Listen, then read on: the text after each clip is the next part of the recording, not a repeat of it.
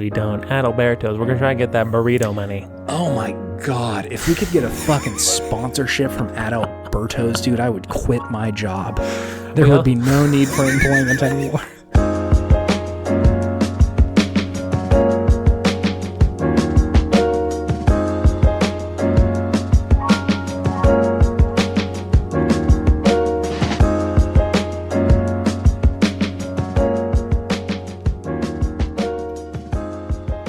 New Stanger. Jesus. I had a feeling that was what it was going to be. I'm drunk with power from the new Stangers. You're really happy with that one. It came out pretty good.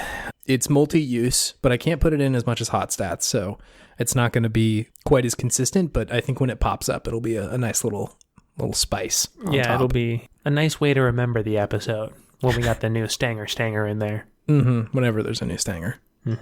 David, fall is coming. Yes. The Xbox One Series X Rising Future Falling Phoenix 4 Remix Redux is coming out. Ooh, does Very that come excited. with Kingdom Hearts 2.5 remake, including Kingdom Hearts 1, 2, Chain of Rememories, and Sad Boy emo music catalog? Remind? Yes, it does. Remind. I think it's Reminded, actually. Is that actually a name of a Kingdom Hearts game? I think that was the DLC for Kingdom Hearts 3. It's just Remind, baby. It's just Remind? Why is there... I guess it's regarding minds. Jesus, man. The naming conventions. The sad part is that what I was saying sounded plausible too, didn't it? Oh, no. Yeah, I definitely thought that you were right. None of these make any sense. Yeah, Xbox One's coming. They told us about it. The new one. I know. I was excited about it, finally, after all this time. Now it's just Sony's turn on Wednesday, I think is what they were saying. That they're It's going to coming. announce Yeah, something. they're gonna say something. $1 million. It'll be cool. I'm hoping the PlayStation 5 will be the PlayStation 5 Series 5 re-Xboxed. Yeah, what is up with Xbox's naming? What is Microsoft doing? It's I don't know. so confusing. Like Xbox to Xbox 360, okay, sure. Confusing that you're saying we went in a full circle, Sure. which is weird, but I'm okay with it. Yeah, it logically makes sense for the second generation of a console to have another thing next to it, a number perhaps. Yeah, but then Xbox One That one really left turn.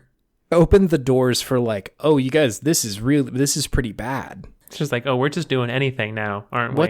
What's the original Xbox called now? Original Xbox? Because Xbox One don't work. What's the No. first PlayStation called? PlayStation 1. It's the first one. It's the first one. I don't think it was called PlayStation 1 at the time. It was just called the PlayStation. But it's only in hindsight that's affected. And then they're like, actually, we're going to beat you guys to the fucking punch. This is the Xbox One. This is the freshie. Well, what about the Xbox One X? Not great. I guess logical in the sense that it's like addendum to the thing that we already have. But why does X mean addendum? I guess just like the iPhone naming convention. I don't know, man. I think it means extreme. That's what I'm going to say. Xbox One Extreme. Extreme. I would have loved Xbox One Extreme. I was that about would to have say, been pretty cool. If they rebranded the Xbox One with like Mountain Dew and Doritos and maybe like A skateboarder. who's that BMX rider or like what was Dave that guy's Mirra? name? Dave Mirra. Yeah, That was a weird pull. I'm surprised that was in my brain. and it had Dave Mirra on it. And he was like the spokesperson. For some reason, he's like more extreme sports to me than like skateboarders. Skateboarders became more mainstream. Whereas Dave really, Mirra is if out you were- here grinding it for us. Yeah, if you're really into extreme sports, like it's Dave Mirra. It's Mirra's the guy. it's Mr. Mirra and his Mr. friends Mirra. for or you. Mr. Slater as well. Slater, yeah, that's my little pony. Little homies is repping like I've been fucking with Coney. That's funny. Coney 2012. Yeah. 2012? That was so long ago. My bones, bro. My bones. 8 years since Coney fooled us all. David, it's Video Game Podtimism. It's the Optimist video game variety show where two best friends talk about the wonderful world of gaming. My name is Chase, and I am the spiritual successor to the Xbox Rising Future. Ooh, my name is David, and I'm the spiritual successor to Coney 2012. Oh, wow. Is it? I don't even remember what Coney 2012 was, except that it was a huge scam. I think my Wasn't brain he, like, has taking marked. people's money by saying like, "Oh, kids in Africa are dying," Yes, and he was like a big scumbag? the dude who made the movie. Yes, Okay. I think my brain has marked that information as like to be deleted. Like this doesn't necessarily need to be here. We're gonna keep it for a little while, but like once you're like 15 years older than you now, there will be nothing left of this memory. Yeah, I'm going to change my answer. I'm going to say I'm the spiritual antidote to Coney 2012. Ah, that's nice. It's gonna. I'm here to save you with Podtimism, everybody. Something I thought we should do is have a little table of contents at the beginning of the show. We don't do this. Ooh. Where we talk about what we're going to talk about. Just for like 10 seconds. Because I realize to the people who maybe only listen to the first half of this show, it may sound like we only ever talk about the new video games that we're talking about. But there's more. There's more in the app. Give them a little preview. A little preview, a little teaser. So A little teaser. Is that a new stanger? It could be a new stanger. We'll see. So in this episode, we're going to obviously talk about the games that we're playing. And then we're going to get into a little conversation about the most pro skater and his various hawks and tricks. And if I had to guess, I'd imagine there would be some smelling of farts going on in that conversation. Most likely. But before we get there, David, have you been playing video games this week? Yes, I have been. Which ones? Well, first and foremost, the one I've been playing the most is Tony Hawk's Pro Skater 1 and 2 Remake. Yep, we're in there. It's pretty fun. Yeah, it is. It's gotten me back into it. There's very few games that make me want to get the highest score possible. Mm-hmm. I usually don't like that mechanic in a game. Sure. But this one is just so fun. It's just pure fun. Yeah. Is what it is. It just reminds me of what games were back in the day before they had all them fangled side quests and whatnot. When it's just like, Here's the game, bro. It's just fun, dude. Just go skateboard and have a good time. So it's been pretty refreshing to play that game and experience all those moments and levels and which we will get into fun again. Yeah, in a little bit here. Let's see, what else have I been playing? Divinity Original Sin, of Uno. Course. Oh, Uno. Okay, is this one? Yeah. I feel like there was a question on whether or not this was co-op. Is this co-op? It is co-op. Okay, cool. So you're playing with Mal. Yeah, I wouldn't have bought it if it wasn't co-op.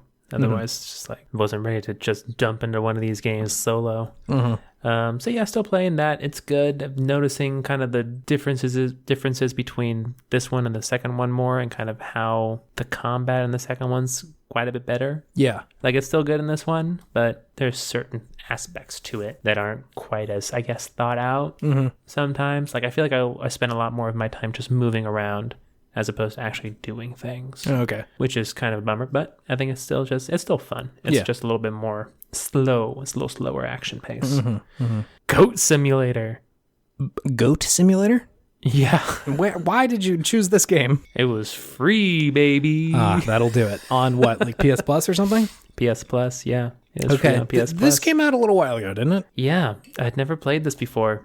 It's like that meme from Arrested Development. I don't know what I was expecting.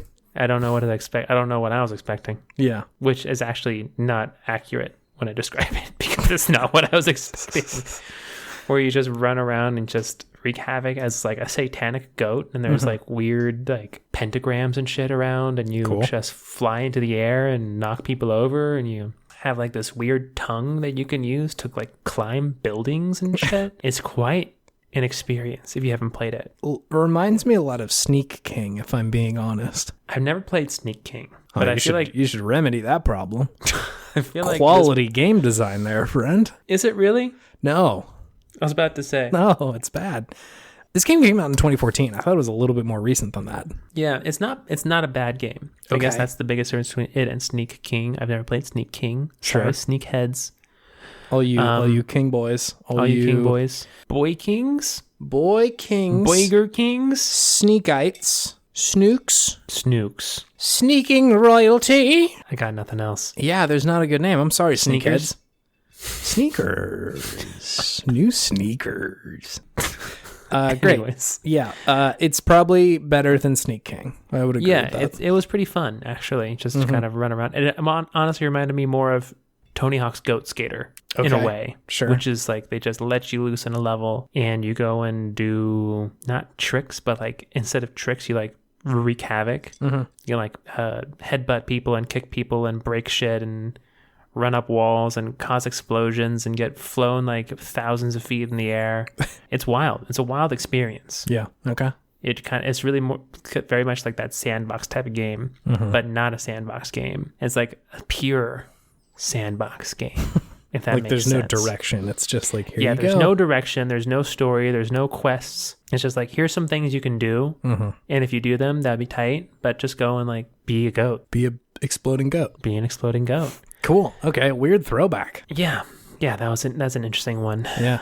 Still been playing The Witcher. I feel like I'm not far in that game at all. And I've been playing it for probably like 3 years now, which is weird. Like I can't make a dent in this game. What part of it? Like, what's the most recent thing you did? I'm about to go rescue Dandelion.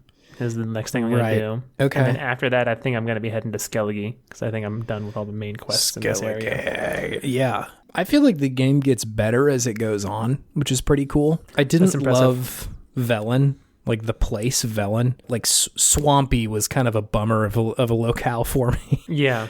Swampy and lots of monsters everywhere. So if you don't know what you're doing, you're just going to get murked real quick. Definitely. I don't know. Like once I push past that, like once you got to the like witches in the bog or whatever. Crookback Bog. Yeah. That part was wild. That's where the game really got me. I was like, this is some like dark shit. It's very different. That's when it also gripped me. I was like, okay, I think I like can kind of see where this is going. It's not just like standard nonsense fantasy. There's some cool stuff happening. So that part was definitely cool and gripped me. And I feel like that's what most of the game is from then on out. It all feels fairly high impact and like crazy shit's going on. Skellige or whatever it's called is also a very cool place. I liked it a lot more than Velen. There's like a bunch of islands, isn't it? Yeah, it's a collection of islands and it's all kind of like Nordic in the like culture and space. Cool. A lot of like tall fjord looking things. This is a fjord. I don't know what that meant. I don't know where that came from.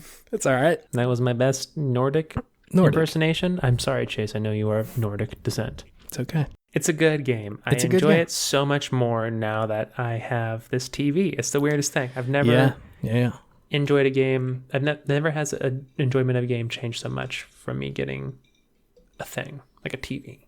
There was a moment, I feel like, when I was using like component cables and a bad TV with the Xbox 360 and then got a better TV and like plugged in HDMI and I was like, oh my God, this is significantly different. Yeah, it's just like I've been living a lie. Looking through mud. Like the difference between like 360p and 1080 was like, holy shit, that's a very different game. Oh, totally. It's like I played Tomb Raider a little bit again as well. Yeah. Damn, that game looks so much better. So much better. I want to go back and play like all my other games again just to see like Uncharted. I want to jump back in Control because I felt like Control always looked weird on my TV. I'm just like, something is going on here. This game actually looks like you can tell like this game actually looks really good, but my TV is just derping hard. I've had that experience before where like you can tell that like I don't think this is what this is supposed to look like. Yeah. Just like gotta upgrade. Colors all ready blown for the next out generation, shit. Baby. Yep. Everything look all fuzzy and stuff. So yeah, I played that a little bit. Yeah, I think that's pretty much everything of note that I've been playing. Sick. Cool. What about you? What have you been playing? Litany of like 5 indie games I've never heard of, probably. A little light on the indie games this week, actually. Okay. I'll get back to them. I'm sure. Played more of Marvel's Avengers. It's pretty good. I'm enjoying it more. I can kind of see where it's going now. So I was definitely really early on the last time I mentioned it. It's pretty good. It's still eating my computer alive. And one of my fans just broke. And so I'm a little reluctant to get back in there. Oh, it's really pushing it. It's crazy. The GPU is sweating whenever I'm playing Avengers. And you feel like you have probably a pretty good one, don't you? I have a 2080. Okay. Which is like not a bad card by any measure. I just worry about it getting too hot. I also want to like sell it eventually. And so I don't want to like burn it up by accident. It ain't a 3080, that's for sure. It's not a 3080, but I do want to sell this one because I think it's worth like 500 and the 3080 is only like 600.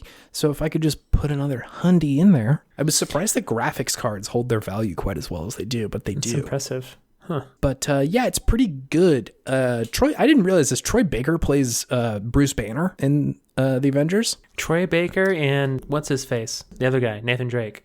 once again together. I know. Can't keep them apart, man. Okay, what's his name? Why am I blanking on this? He's like the most famous voice actor. Nolan North? Nolan North. Yeah, Troy Baker does a very good Bruce Banner, which I was pretty surprised about. That's cool. Every now and then you can kind of hear a little Joel in there, which is pretty fun. And like you're playing as a young lady, and so it's every now and then you're walking through the forest and fucking Troy Baker's behind you talking about shit, and you're like, oh man, you get dad feels again. Get a little dad feels, yeah. So that's been good. I still need to sink more time into it to really give like a verdict on that thing. So I'm going to withhold judgment on it so far. For sure. Been playing a ton of Wasteland. I think that's most of my time has been spent playing Wasteland 3. That's that isometric game you told me about? Okay. Yep. It's pretty enjoyable. I think I didn't really see the appeal of like isometric or like CRPGs until this point. Mm-hmm. I'd given Divinity quite a few tries and just couldn't really get it, I think, because the combat was kicking my ass so hard. Yeah. I don't know what's going on in there, but we're gonna have to figure it out one of these days. For real, I walk into every encounter and nearly die every single time. Wasteland 3 has not been kicking my ass nearly as hard, and so I get the appeal of these like CRPGs because it definitely feels like playing D&D. Mm-hmm. Like it scratches a pretty similar itch of like I can sit down and play it for like 2 hours and do like one quest, and that's like fun, right? Like I get to go do one thing over in this part of the map, and that's like really all I do. Versus like other games, it's like I have a million objectives and I go do this and that and this and that and blah, blah, blah. It's sort of the antithesis to the like Ubisoft model of games where you have 100 things on the map to do and you just continue to kind of check most of them off. Mm-hmm. Versus in like these CRPGs, it's like, here's one big quest that's going to take you fucking forever. That's what I like about them. Yeah, it's fun. I don't think either of those are necessarily better or worse than others, but it's certainly refreshing to play this one. Mm-hmm. The post-apocalyptic vibes are always sort of a bummer if you pay attention to them too much, but you don't have to do that. If you look at them and then look outside and then look at them and then look outside again, just don't do that fiery hellscape that's eating up the western coast. It doesn't feel great. Yeah, but then you just play more video games. So yeah, that's been cool. And then the only other thing that I've been playing is Microsoft Flight Simulator. Whoa. Oh, yeah, baby. How is that not cooked your computer alive if Avengers is pushing it? I have no idea how Microsoft Flight Sim is not pushing my computer as much as fucking Marvel's Avengers is. It's weird. I definitely put the settings down a little lower on Flight Sim. I think I put the standard to just like medium or something because I wanted it to run really well. Mm-hmm. I think I'm playing Marvel's Avengers at like high, definitely not ultra. But flying a couple planes. It's pretty fun, I think. Mm-hmm. This is sort of giving away my Podtimistic thing in a minute here, but I realized that I have Game Pass. You realized? I realized I had it. You didn't realize? I went to go sign up for it, and it's like, cool, you want to continue doing the subscription you already have? I'm like, oh, okay. When did you get it? I had bought. How did you not realize? I know. I had bought an Xbox a while ago, and like they give you a couple months free trial, and I was like, okay. So I did that, and then it just continued to go and bring a little money out of my account, which I'm realizing in hindsight now. And so I'm like, okay, I guess I got to play every game on Game Pass for it to make sense financially now.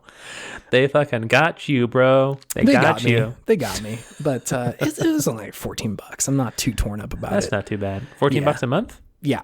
That's not bad. That's like Netflix. It's like Netflix. Yeah. I paid for YouTube TV for like a couple of months because I wanted to watch The Bachelor. It was like $60 fucking a month. YouTube TV's fucking expensive. It was crazy. I was like, I canceled it as soon as I could. Yeah. But yeah, Was there no other way to watch The Bachelor? Not live. Oh. We'd either need to do that or get cable. And I was like, YouTube had you by the balls, man. They really did. Got to get that batch content, my boy. So anyway, I realized I had it, so I went to go download a bunch of games, and Microsoft Flight Sim was on there. So I was like, okay, I'll fly a couple of planes. Mm-hmm. It's good. I think it is definitely not a game for me. Like, I'm not a flight enthusiast, but it is fun to like see like what would it be like to actually fly a plane. Like, is it very detailed? Very, very. Like every button in the cockpit does something. And so you kind of got to figure out how to do that. And what do? You just like point and click on the cockpit buttons? So if you're playing with keyboard, it's like, okay, so if you want to take the brake off, press this key combo and it'll zoom in on this section of the HUD and you can click buttons around there. and my the parking God. brake is in there. So go ahead and do that. I'm like, okay. And Planes have a parking brake. I guess that makes sense, but it seems silly. it also surprised me. I was Did like, you put the parking brake on? yeah. Like pull the little handle next to the fucking cockpit. It's next to your foot. Just push down. But yeah, you do that, and then it's like, okay, now the throttle's over here, so you're going to want to push that up. And you do that, and then you do a little takeoff. And it's like, okay, to put the landing gear up, you got to zoom in on this section and move this little lever. And I'm like, I am currently flying a plane. I don't know if I have time to put the landing gear up right now, you guys. So then I switched, because that was, I'm not a great flyer. And so that caused a little bit of panic. And so I was like, you know what? I'm going to simplify this for myself. And so I went at the options and turned everything down to easy as far as Realism. the realism goes. And I plugged in an Xbox 360 controller, and it's like, baby, we got you. We know what you want here. You press A, it goes zoom, and then you can control it with the stick. I'm like, that's what I need. So that's what I did. And so I flew some little tiny planes over Seattle, which was cool. I crashed my plane next to my house so I could look at it. In Seattle? Yep, in Seattle. Nice. Was it accurate? It was pretty accurate. It was pretty surprising. They use Bing data, which everybody knows, the highest quality data for Bing maps. data. Bing, baby. It's here. Does Bing have maps? I think it does. Bing.maps.com? So they have a maps that you can use, and it uses all the like satellite data to make an accurate picture of your city. So I flew over Seattle for a little while, and then I launched out of Sac and flew around Sacramento for a little while. Did you find Gun Road? I found Gun Road. I like flew up Arden and like flew up the 50, so I knew where I was going. So are you just like hovering like right over the ground? I'm like 1,000 feet off the ground, just flying a plane. Very little room for error, because like I take a sharp turn way too fast and just crash right into the ground. So that didn't work too good. So But are there like people and cars and stuff, or is it just... no, it's just like maps data. There's nobody like driving around down there, which is kind of a relief for my plane panic. Again, It's real. not a great flyer. And so when the alarms start going off and I'm going into a nosedive, I'm like, oh, fuck. This is it. This is it. And then it just sort of like thuds onto the ground like a pooh. And I'm like, okay. So it's not like super real. It's like, oh, No, it's not a fuck. huge explosion. It just sort of like lands on the ground. You're like, all right, whatever. Gotcha. So are there a bunch of different planes you can fly? Can you fly like F-15s and shit, or is it just like commercial planes? That's sort of like my wish for the game would be to have more ridiculous planes, because they really only have like kind of like 2 or 4 seater little like private planes, and then they have like huge like 747s or 737s.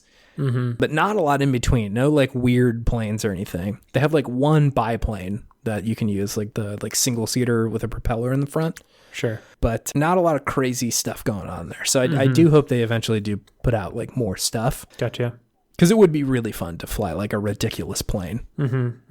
At least like they don't have to model it nearly as specifically if like those things are secrets. Like just give me a very fast plane. I want to fly in like a crazy fast thing.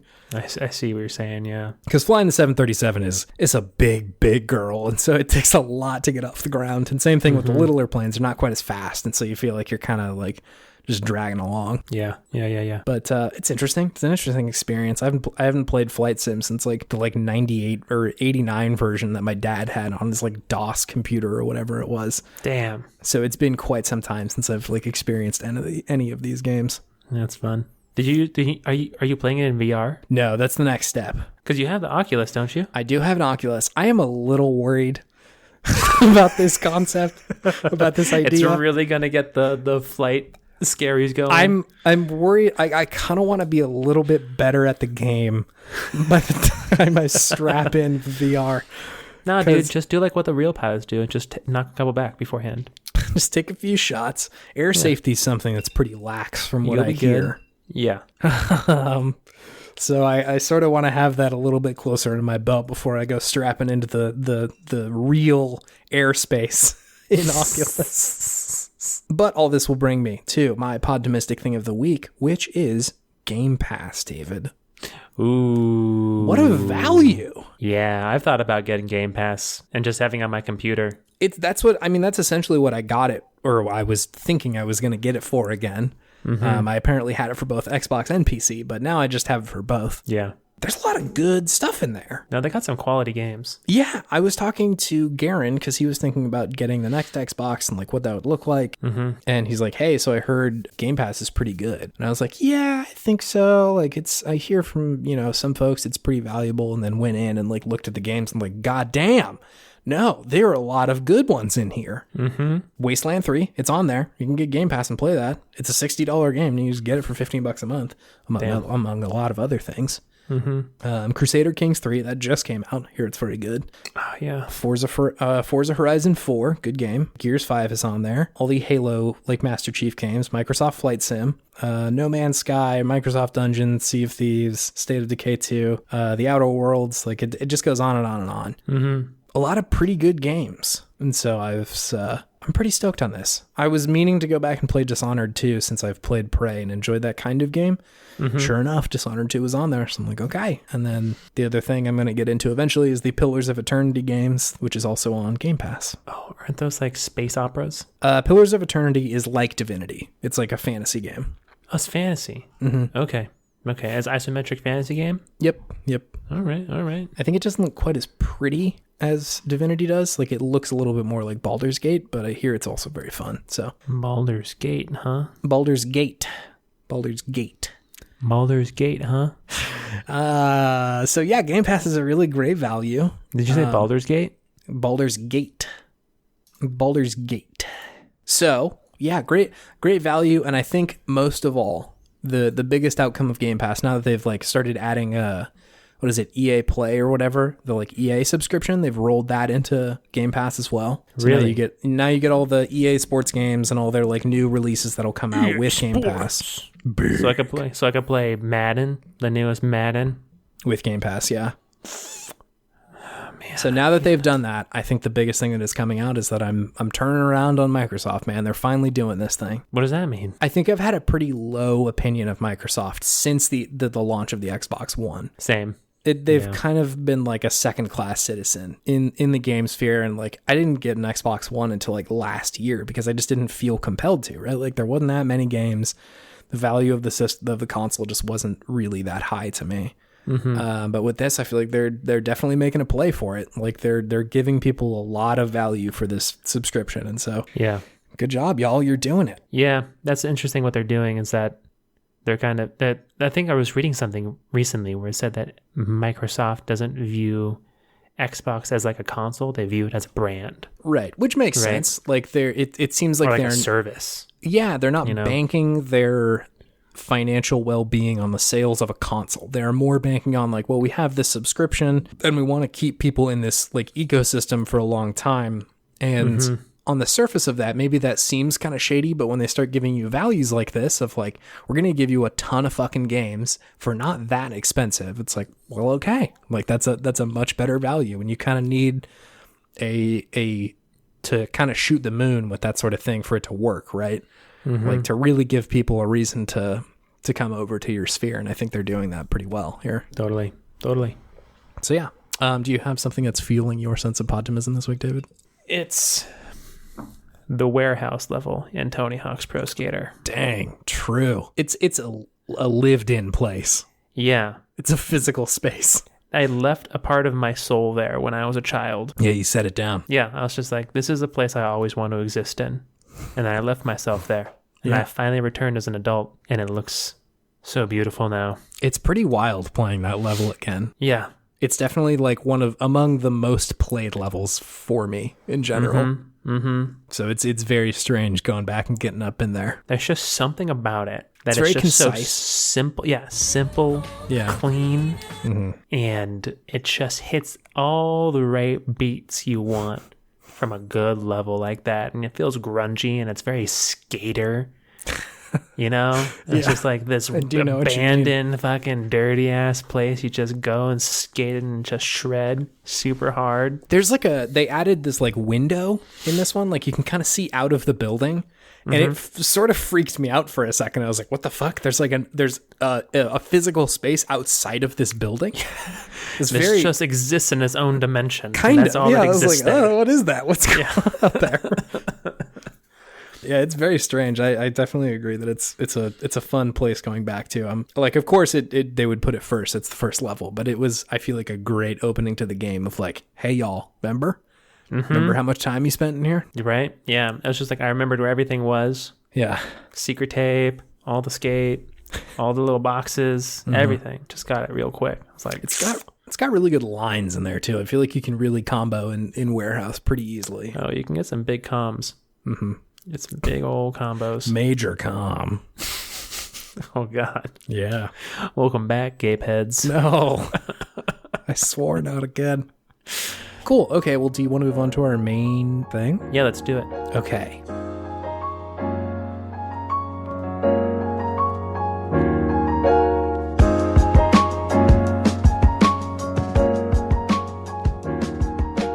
So we usually don't do full debriefs on video games, It's true. but we did one for Last of Us, and I thought it would also be a good idea to do one on good old THPS 1+2. Yeah, I'm down for it. Does this segment have a name? So I feel like whenever we do debriefs, it's usually with the understanding that farts are going to be sniffed. That there's a little bit of a academic twang to our conversation. Yes, that's why I've gotten out the red wine. There may need to be an inclusion of some stanger or some introduction for this segment of like fart sniffing or toot sniffing. So you're saying we need a New stanger. I am saying that.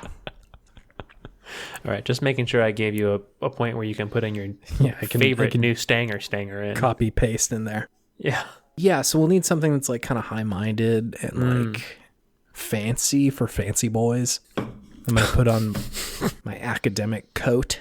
It says academic on it. It's like on the back or the front? Both. Oh, wow. Yeah. Extra That's how you know I go to college. It says Double academic. academia down the sleeves. My hero on the other sleeve. Shit slaps. That's a good fucking show. Where all the weebs at? Where my weeb heads. So yeah, why don't we just take a pass at saying like ooh fart sniffs or something like that in like a high-minded high society sort of voice. Okay. Ooh, fart sniffs. That's what we're gonna say. So or whatever, some twist on that. Okay. Or some sniffing, whatever you want to do. Do you want me to go first? Or you go first. You go first. Okay. I'm gonna use the gong in this case. You have a gong? Fart sniffs. It's an option. That was pretty good. Okay. I mean, I guess my only other thought would be to do it as the opposite of academic, which is Donald Trump. Like, I have the best fart sniffs around. You've never smelled farts better than mine. Trust me, I know about farts. Nobody's talking about it, but my farts are going to smell the whole country, and it's going to be great. No, I don't know. I don't necessarily like that fella, so I think maybe we shouldn't make our farts don't travel through the air. You can't breathe in farts. Why is I'm giving him like almost a Kennedy tone. I don't know. Yeah, I don't know it's why your that's presidential happening. voice. It's my presidential voice. My pontificating president is always default into Kennedy, I guess. Okay, so gong is cool for now, unless we make something else up. Be like, farts. Okay, all right. That's the best I got. Could you give me a couple of sniffs?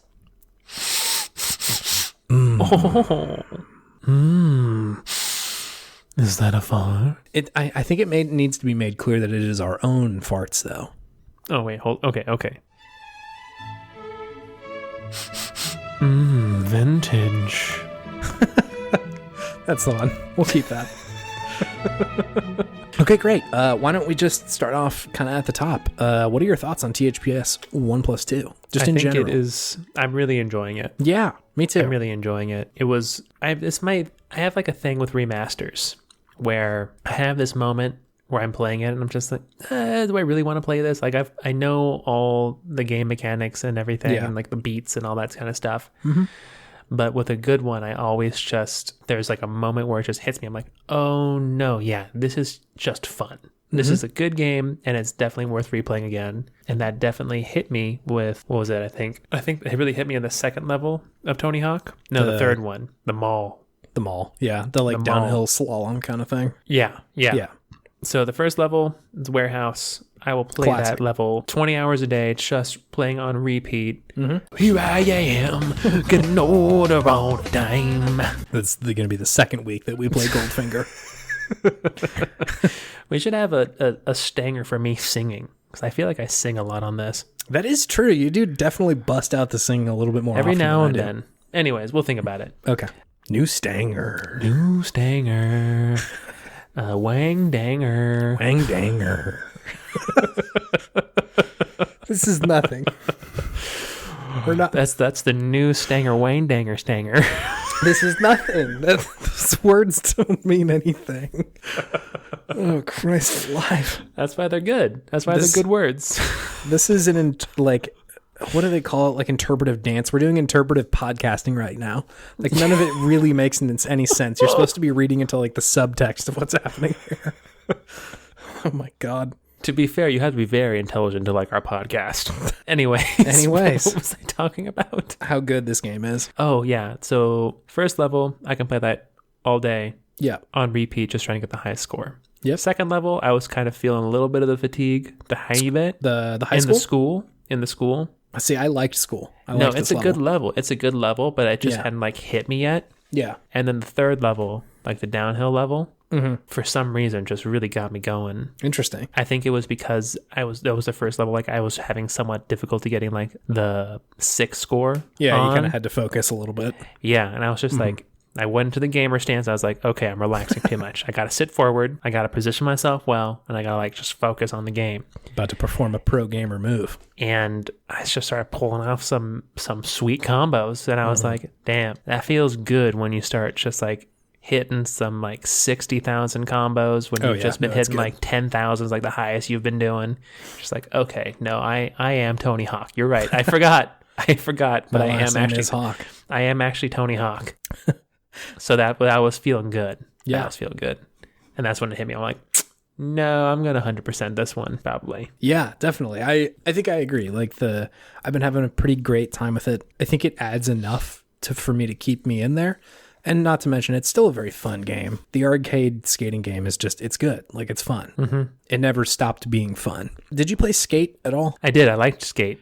I did too. But they're entirely different games, right? Like, I feel like Skate is, it's most fun when you hit like a couple of good tricks and you're like, damn, that felt cool. Mm-hmm. It's like, you landed a couple of tricks, you did maybe a manual, and then you grinded down something. And it's like, that was very hard to do, but damn it, I did it. Yeah. And that feels cool. But Tony Hawk is like, no, you're going to be manualing for 4 fucking minutes straight.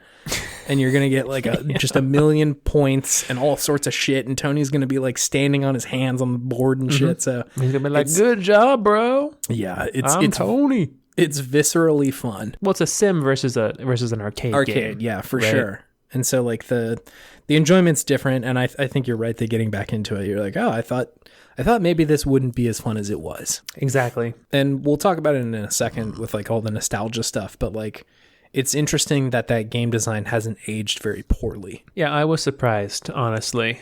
I didn't think it was going to hold itself so well. No, because like usually games that are this old don't, right? Like a game that's 20 years old at this point isn't going to be quite as fun. And I think that's usually because there's a lot more innovation in that space, whereas like there hasn't really been in like the arcade skating game. That's true. I feel like the only thing you could say is that it's not like the other Tony Hawk games. Like you can't get off your board like you can in Tony Hawk Underground, but I don't think that that's a bad thing. Like it just plays a little bit differently rather than like, Medal of Honor for PlayStation 1 is pretty bad by comparison to a modern shooter. I think that's the experience I had with, what was it, Modern Warfare 2 when I played the remaster recently. I was just I don't know, it just did not grab me whatsoever, and I had to go through that training level. I'm just like, this is already kind of boring. I don't know. It's just like compared to newer shooters, it just didn't feel tight. Didn't feel as tight as something I would expect nowadays, like an Overwatch.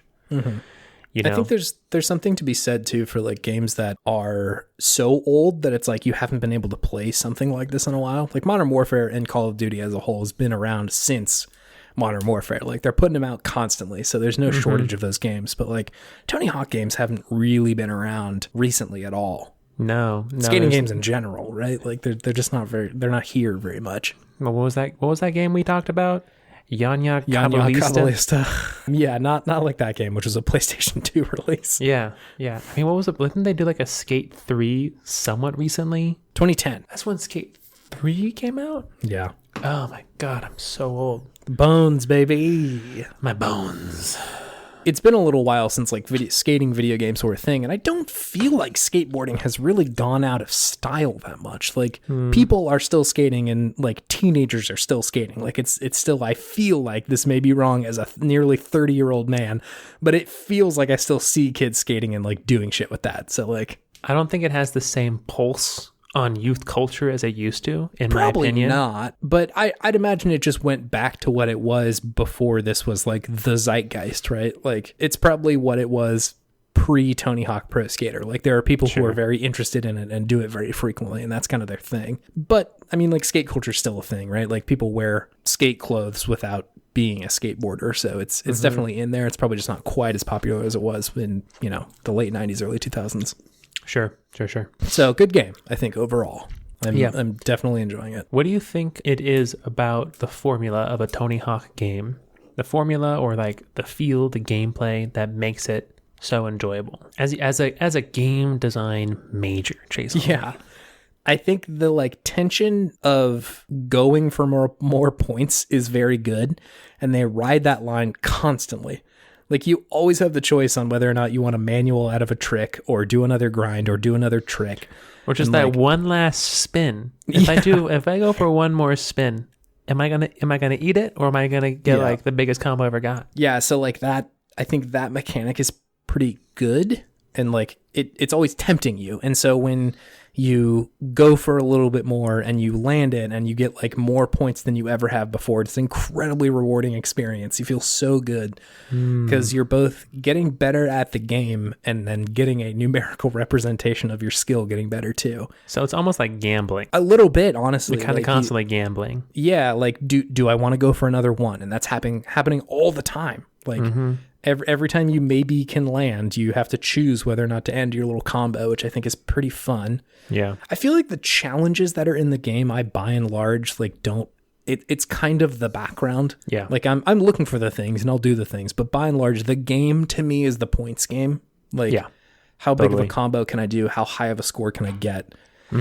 I think to that end, like the fun of any new level is like, okay, let me find a couple of really good lines and then just like exploit the shit out of that. Exactly. And like, let me find this place, or like, oh, I can just continually grind around the pool. Let me just do that and see how far I can do that for, or like anything like that. And so you can kind of like creatively like wire one section of the level to another and be like, okay, so I'm going to get a bunch of speed at the top of the hill here, do a bunch of tricks, as many as I can, then go down the grind rail to get more speed, do some manuals and shit, and then finally make it over to this pool where I can kind of just grind and then do some like lip tricks or whatever. And then when I have literally no more speed, just sit at the bottom manual and do some kick flips for a while.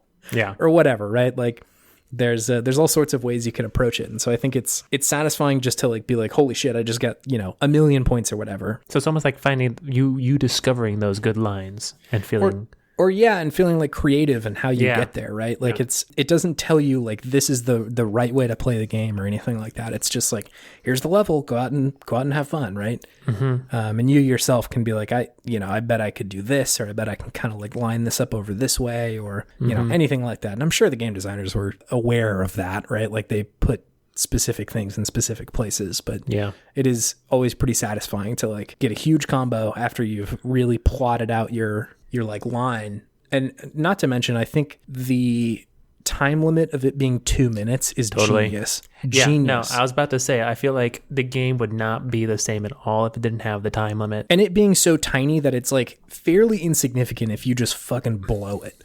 If you like just cannot pull it together for one run, you're like, oh, it's 2 minutes. Like, what's the worst thing? It's a great example of having low stakes but high rewards, right? It encourages you to really try. Like, it reminds me of like Mario Odyssey or Celeste or something like that, where it's like, you can go try and do the craziest thing possible. Go experiment. If it fails, it's not a big deal. Like, we'll just start over in like 2 seconds. It's been 90 seconds since you did that. So like, whatever. It'll be great. But on the other side, if you do one trick for 2 minutes straight and then land it, and you're like, oh my God, I just got so many points. Mm-hmm. It also kind of gates the highest score behind a certain amount of time, right? Like if you had opened it up for like just free play, somebody can do it forever. Some dude out there is going to be able to grind ad infinitum. Like he will never ever stop. There's just somebody who's that good. Some say he's still grinding to this day.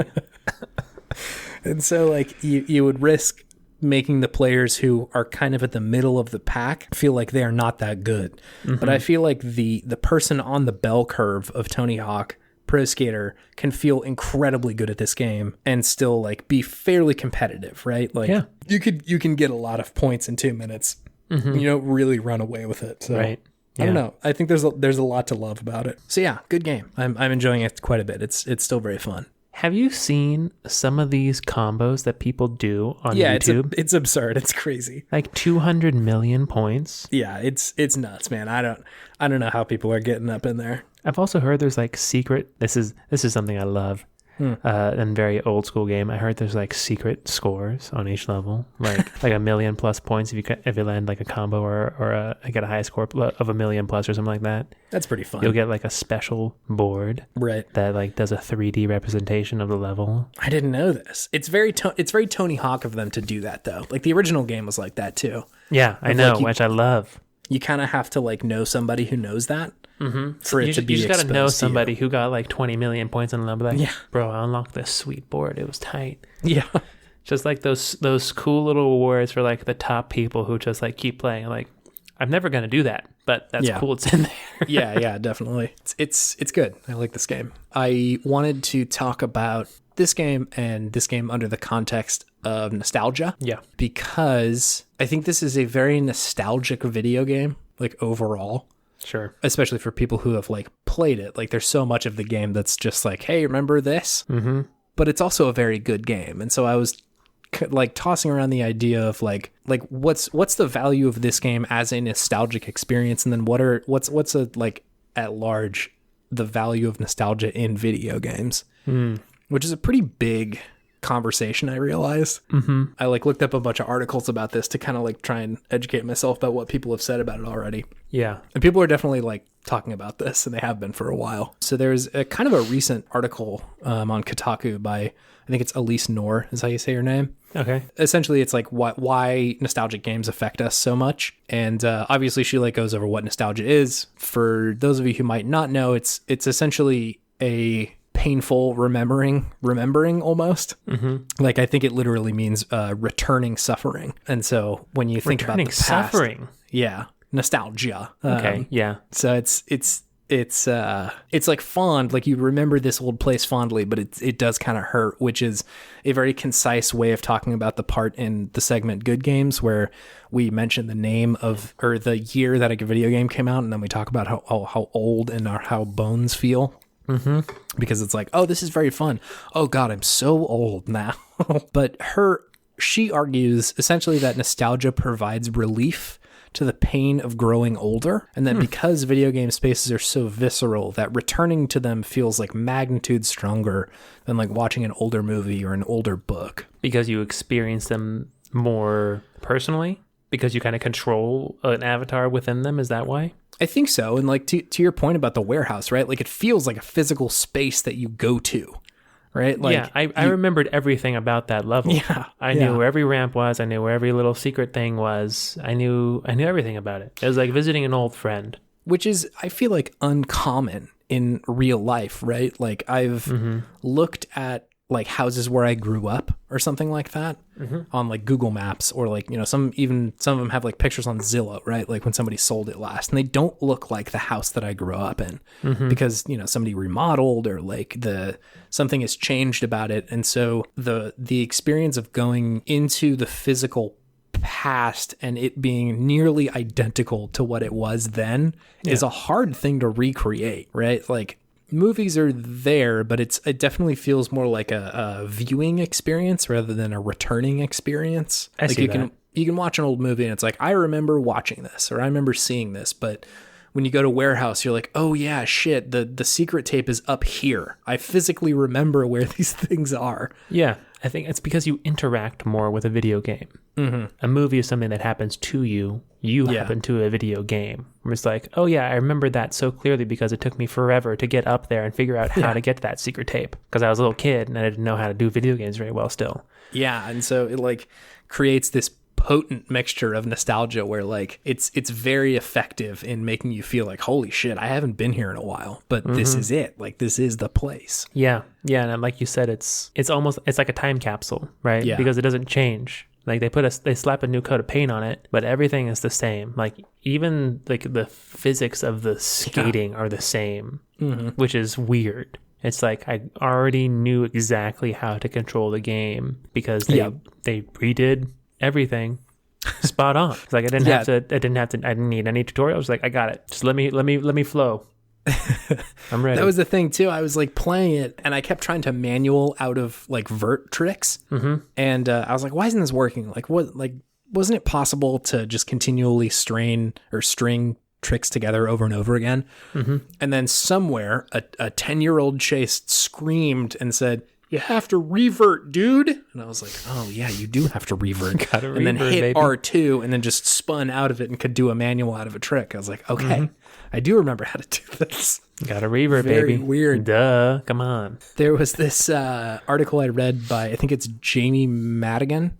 He like writes a ton about video games. He's like got a bunch of books, and specifically a lot of books about like nostalgia in video games. I wrote this article back in 2013 where he quotes this person called Konstantin Sidikes, I think is how you say it, at the University of Southampton, by noting that sadness is the largest trigger for feeling of nostalgia, but that it like acts as a sort of antidote to that feeling. Like it elevates the mood of the person experiencing it. And then the folks who experience nostalgia, they noted more often tend to have like higher self-esteem and more easily trust others and like suffer from depression less, which is a weird outcome of that. I wouldn't have expected it. But essentially what Jamie was arguing is that like these things come up and it's like a way to self-soothe for like people who are like experiencing aging and experiencing like a certain amount of sadness. And then he also connects that like these experiences tend to be like social and represent a lot of like social connections too. And so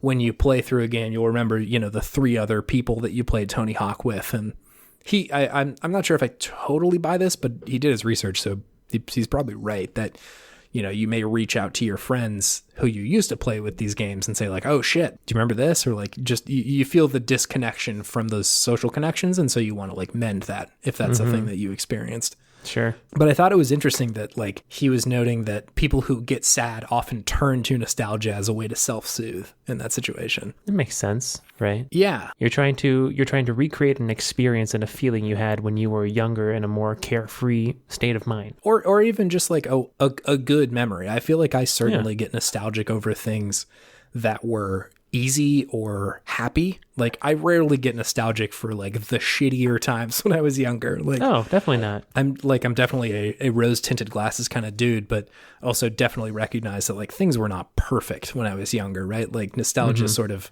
makes you feel like that because you only remember the good stuff. Good. Yeah. And so it can make it feel like the past was better, but it was just different. But nostalgia tends to bring up like the easier parts of these memories, I guess.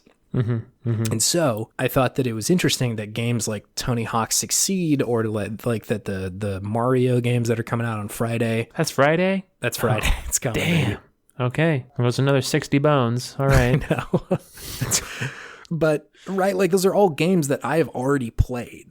But it's the sense of like, oh, I can go home a little bit. Like I can go to these places that I experienced and I really enjoy, and I know that I'm going to enjoy it. Yeah. It's interesting to think about why those games are successful and why they're like sold as well as they are. Like people clamor for this stuff, right? Like people were asking for the Final Fantasy VII remake for 10, 20 years. The same thing with these Mario games. People got a whiff that like, oh, we might, you know, release some of the older Marios, and they're like, fucking give it to me, dude. I need it. I need this shit.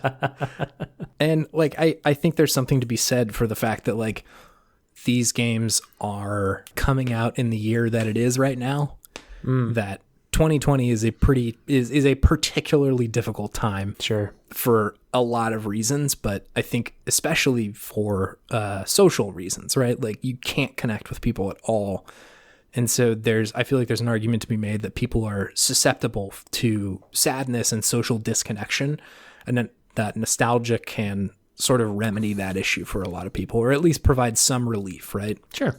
Yeah. That playing through Warehouse is like remembering an old friend, or it feels kind of good to go back there. I guess probably the closest analog I can think of to the nostalgia you experience when you play a video game is like eating a really good meal that you remember from your childhood. Yeah, right? No, that makes sense to me. It's very similar experience where it's just like it takes you back to a different time and place and a space in your mind that kind of just soothes you in the present because it reminds you of the good times that you had. And those aren't things that can be taken away from you. Yeah, it's true. You know, those are things that are always going to be yours forever. Whereas, you know, and that's what helps you get through the real shitty times, right? Being able to go back and remember selectively, right, the good stuff that happened by a powerful trigger such as a video game or food or a smell or a sound or something like that, right? Mm-hmm. So many times have I like smelled something walking down the street. I'm just like got transported back somewhere. Yeah. Or like seeing someone like who reminds me of my grandmother. Mm-hmm. I'm just like, wow, I am in a different headspace now than I was 2 minutes ago before I saw you. Right. Yeah. It's just totally different. Right. It's a good thing. It's a nice way to be able to reconnect with your past, remember kind of where you came from and who you are. Because sometimes it's easy to forget about that stuff too, especially when you get so caught up in the minutia of your day to day. I think that's true. Yeah. So there was this article that I had read from The Atlantic where they had like made the argument that nostalgia is incredibly potent, but that can kind of be a bad thing for like the industry. Like it stifles creativity because we're always like seeking these older experiences. And I like sort of got that, but sort of was also like, there are so many creative indie games out there that are there's just so much ingenuity in those game designs that like, I feel like that's not necessarily a thing. Big money isn't attached to it, but I think you're right that it can be a good thing. It's just not novel, right? Like I feel like people put a lot of value on an experience being new, and that means it's good. Mm-hmm. And I think there's some truth to that. Like I don't think Tony Hawk's Pro Skater brings up as many like challenging concepts as The Last of Us 2 did. Sure. Like I don't have as much to think about after playing Tony Hawk Pro Skater.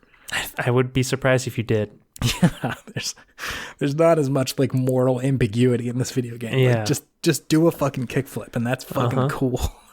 I think that there is value in nostalgia. I don't think that this is like necessarily a bad thing. Whereas I think that that's kind of a common take is that, you know, us making these, you know, remakes and remasters and all sorts of shit is like, I don't know, that it's like valueless or something like that. I don't think I subscribe to that at all. No, I think that's a pretty negative take on the whole thing.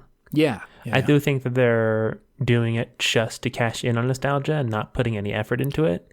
Potentially. There's some cases where that's the truth. But it doesn't feel like that with Tony Hawk. No, they've done their due diligence. Yeah, I'm experiencing it again in a different way. Yeah. And I think it would still stand on its own two legs even without the nostalgia factor built in. Yeah. And I feel like that, you know, I would be curious to talk to, you know, someone in the younger generation who didn't play a Tony Hawk game growing up. Me too.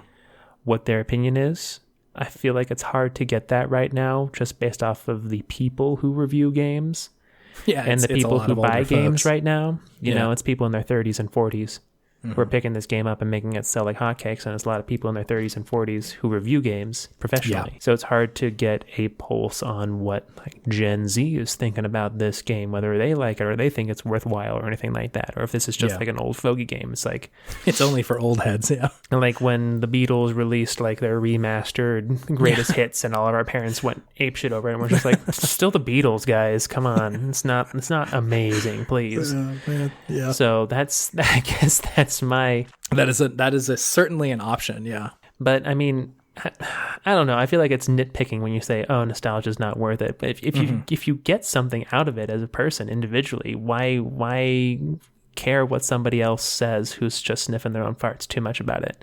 Like, if you enjoy it, why are you going to let somebody else who thinks too much about something say that you shouldn't enjoy it or that it's bad? Yeah. That's my opinion. That's my opinion, I guess. Like, I understand where they're coming from, and they're trying to, think critically about it, which is good. And that needs to be something that happens more often. Yeah. But at the same time, if it's something that you enjoy and it's something that transports you back to a simpler time in a tough time like this, why complain about it, I guess, is my question. There was a period of time where I think game design was a little bit more stifled. Like, there was a couple of years there, kind of like indie games hadn't really taken off quite as much as they have in the past couple of years. Like, Braid was considered an indie game and one of the only indie games out there that was like worth it, right? But like, there's constantly very good games coming out from studios that are like 2 people, and they made this game over the course of like a year or two. So like, I don't know. I don't really buy it that game design is stifled by nostalgic games being present. I don't think so at all. No, I don't. There's so many games coming out. There's more games available to us than ever before. Maybe the ones that are playing off nostalgia get more press. And I think they do sell well, right? Like this Mario bundle's gonna sell very well. Oh yeah. And they're not putting too much effort into it either. No, they're not, which is sort of a bummer.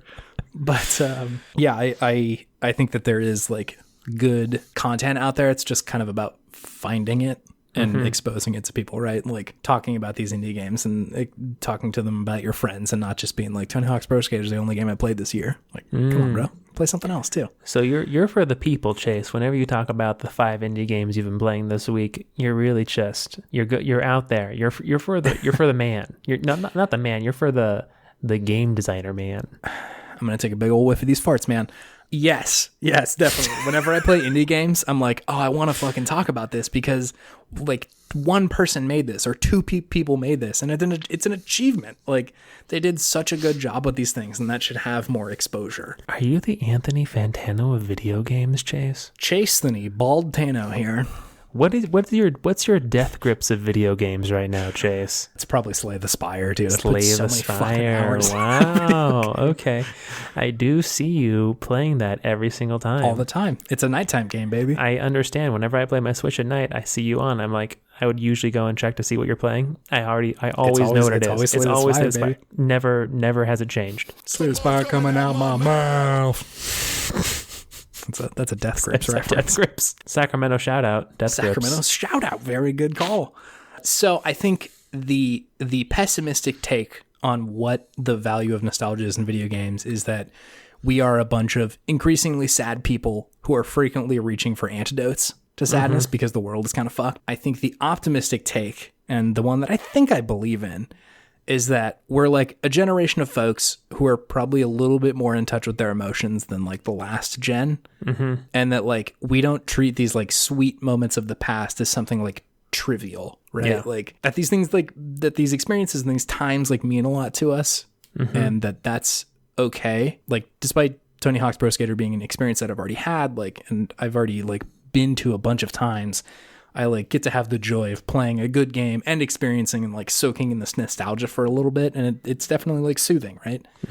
It's different if that's your whole world. Like if you can only fucking live in the 90s. But I think that our age range and kind of below treat like childhood as something that is important, I think it's a good thing. It can be a good thing. It's like a tool in our tool belt when shit gets really bad to be like, you know what, I'm just going to go pop in fucking warehouse for a few minutes and bust out some sick flips. Yeah, I just don't buy the argument that it is something bad. Like, yeah, that's my, I guess that's a larger issue I have with a lot of think pieces.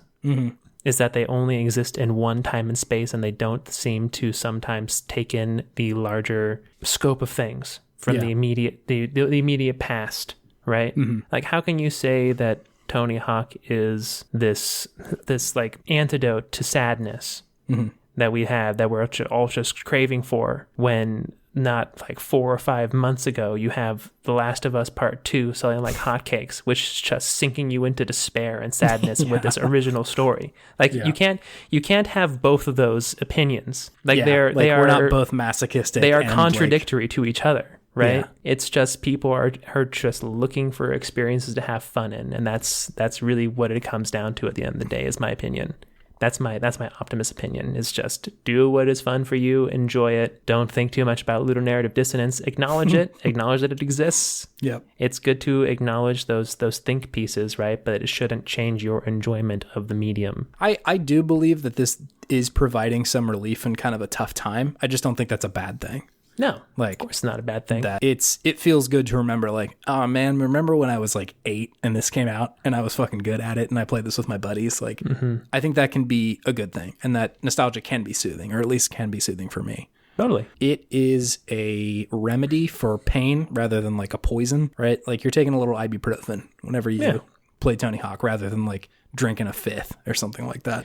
Yeah, I think anybody, I don't know, maybe I'm being a nasty boy, but I feel like people are being nasty boys when they say that it's bad for you to have nostalgia or to enjoy a nostalgic thing. That's my hot take. Yeah. Of the week of the cast. I sort of get that, and like if I could put myself in their shoes, I think that when folks are sort of bashing people who like to sort of soak in these nostalgic experiences, it's like I think the judgment from their end is that like we can't move on with our lives, or that like we're stuck in the past or something. And I certainly get that argument. Like you see people every now and then like that, right? Who just like aren't existing in the real world. They're only recreating past experiences. Sure. But I don't think it has to be that. I don't think it has to necessarily be like there's a healthy medium, you know, there's moderation. And I think it is important to like acknowledge that there was a time that was very cool for reasons that aren't necessarily present, right? Like you can't go back and be fucking 10 years old again. And it's important to both recognize that and treat it with a little bit of respect. Yeah, you're never gonna get that time back. No, and that's okay. But it's a good thing to be able to remember it and sort of live there for a second. Yeah, experience it again. It's good for you. So with that very, very serious conversation, I have the most serious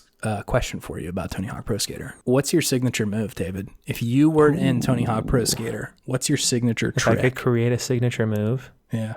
Oh my goodness gracious. It's specific to you. You are in Tony Hawk Pro Skater.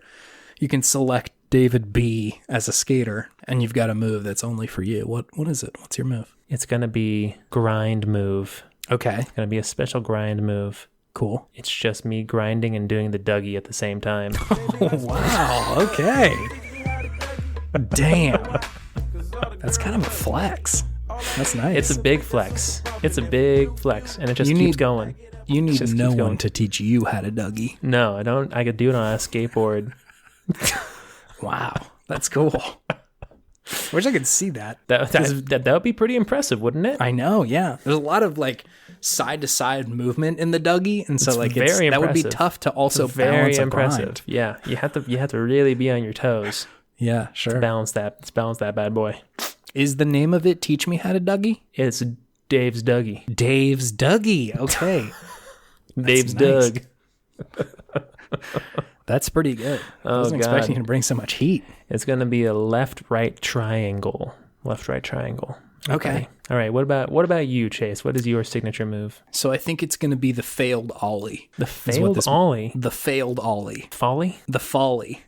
The folly of man. The folly of Chase. I tried to be a skater in middle school. I remember those times. I can ride a mean skateboard. That's pretty much my one trick. And I tried to ollie so many times, but could really just kind of kick the back of the board up and then just jump on top of it. So that's what the trick is going to be. The board does not leave the ground, but your body will.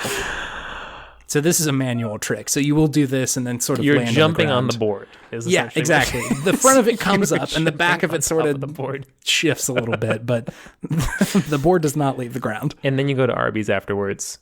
Correct. And then you go get Arby's and then eat some sort of crime against humanity, something outlawed by the Geneva Convention that will then definitely give you food poisoning. Did that happen to you at Arby's? Oh my God, constantly, dude. I was constantly just getting blasted by Arby's. Okay, great. I think that is enough of my own toots. Do you have anything else you need to say about Tony Hawk Pro Skater? Tony Hawk is really fun. Anybody who doesn't agree with me is being mean. They need to try a kickflip because they'll agree with you afterwards. And they might break their shins. But it's a great game. Everybody. It's a great game. It's a great game. Cool. Really fun. What about you? Anything else you need to say? No, I think that's it. It's a great game. Okay, good.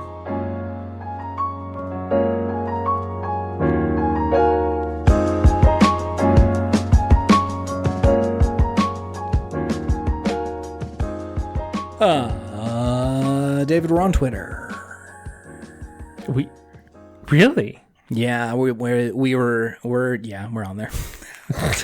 I tried to make a joke. There's nothing in there. Yes, we're there. on Twitter. That's We're our on whole Twitter. shtick that we do here. That's it. I'm always surprised we're on Twitter, and then Chase says, "Yeah, we're on Twitter," and I We go, are. "Whoa, really?" Haven't mentioned the @ in a while. It's @Podtimism if you want to go say what's up. That Podtimism. So get up in there. If you review the show, I'll read it like we did last week. Put you on blast. It was a good review. I enjoyed that review. Quality review. Somebody put some fucking work into it. Yeah. So thank you. It can also be a shitty review if you want to just leave like whatever and give it a 5-star. That's fine too. Just leave an emoji. One emoji. One single 5 emoji. stars. And then I'll try and turn that into a sound, I guess. And it's just the shrugging shoulders emoji. 5 stars. So if you want to support the show, go do that because that's the best way to do it. Because it's the only way to get the word out. We don't do advertising, so we don't make any money off this. We don't. Adalberto's. We're going to try and get that burrito money. Oh my God. If we could get a fucking sponsorship from Adalberto's, dude, I would quit my job. There would be no need for employment anymore. I know. It's like, if you could just get free Adalberto's, you're set for life, baby. That's it. That's the dream. That's what I'm working for all these years. Oh my God. Oh man, I would weigh 5,000 pounds. Yeah, no, it would not be a good look for me. No, it'd be bad. I think that's it. Do you have any gaming wisdom for us this week, David? Yeah, I do. Let's hear it. My wisdom is, it's okay to visit the past, but acknowledge that it's just the past, and always look towards making a better future. That's nice. That's my rebuttal to people who don't like nostalgia. Hell yeah. Hell yeah. It's good to remember where you came from, and it's good to relax a little bit, but hell yeah. use that relaxation and that realization of who you are and where you came from to make a better tomorrow. Let's fucking go. Let's go. That's what I got. That's a great excuse for me to spend $60 on this Mario remaster that is bringing nothing new to the table. They really didn't do jack. I'm maybe holding out some hope that like maybe it's up-resed and it looks a little bit better, but I'm not. It doesn't look that much better. It really doesn't. I am like it looks about the same as the 3DS or the DS version for Mario 64, but they really didn't even do a remaster. This is just like a re-release. Yeah. More than anything else. They're just hey, like, we have the same game here if you want. They're back, but now you get to play it on the Switch, and you love your Switch, don't you? This ain't fresh. It's that old piece of pizza that's been sitting in the back of the fridge, and you pop it in the microwave for like 30 seconds, and it's all like just fucked up and floppy and shit, and just like not nearly as good, but you're gonna eat it anyway because hey, it's still pizza. It's still delicious, I guess, but it's been in there for a week. Yeah, week-old pizza in the microwave for 30 seconds. Ain't nothing better. Ain't nothing better. Still gets me there, baby. All right, well, goodbye. See ya.